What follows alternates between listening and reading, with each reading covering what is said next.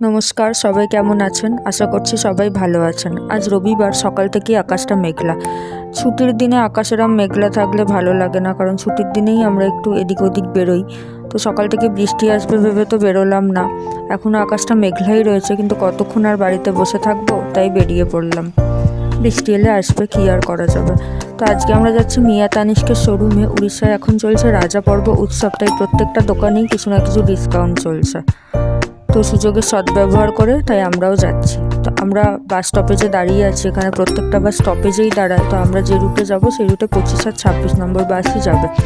তো আমরা চলে এসেছি, কিছুটা হেঁটে যেতে হবে, তারপরেই শোরুম। এই যে দেখা যাচ্ছে শোরুমটা, এটা ভুবনেশ্বরের বাণী বিহার জায়গায় আছে। আর এখানে এমন কিছু দোকান নেই যেটা নেই। আপনি আসবেন আর সেই জিনিসটা পাবেন না, সেটা হবে না। তো এই যে বলছিলাম, এখন রাজা পর্ব উৎসব চলছে। তো এই দেখুন, মিয়া তানিশ শোরুমের বাইরে একটা ব্যানার মতো দিয়েছে রাজা পর্ব উৎসবের, তাতে লেখা রয়েছে হ্যাপি রাজা পর্ব।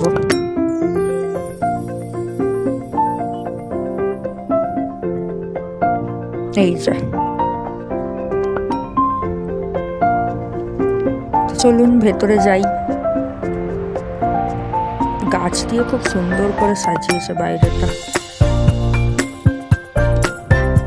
ভেতরে ঢুকেই আগে এই নেকলেসটা চোখে পড়লো, কি সুন্দর দেখতে। কি কিনবো কিছু তো ভেবে আসিনি, তাই আগে একটু দেখে নিই। এখানে সিলভারেরও এখন কালেকশান রাখছে, খুব সুন্দর কালেকশানগুলো, আর প্রাইসও খুব রিজনেবল। নিজের জন্য বা কাউকে গিফট করার জন্য খুব ভালো এগুলো।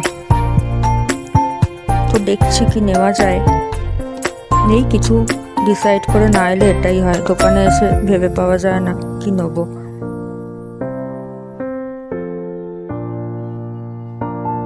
ডেইলি ওয়্যারের জন্য আর সিম্পল ডিজাইনের মধ্যে মিয়ার কালেকশন খুব সুন্দর। তো কেনা হয়ে গেছে, শুভদীপ ওদিকে বিল করছে, আমি আরও একটু দোকানটা ঘুরে দেখে নিচ্ছি। একটা পেন্ডেন্ট আর একটা ইয়াররিংস নিয়েছি, আপনাদেরকে পরে দেখাবো।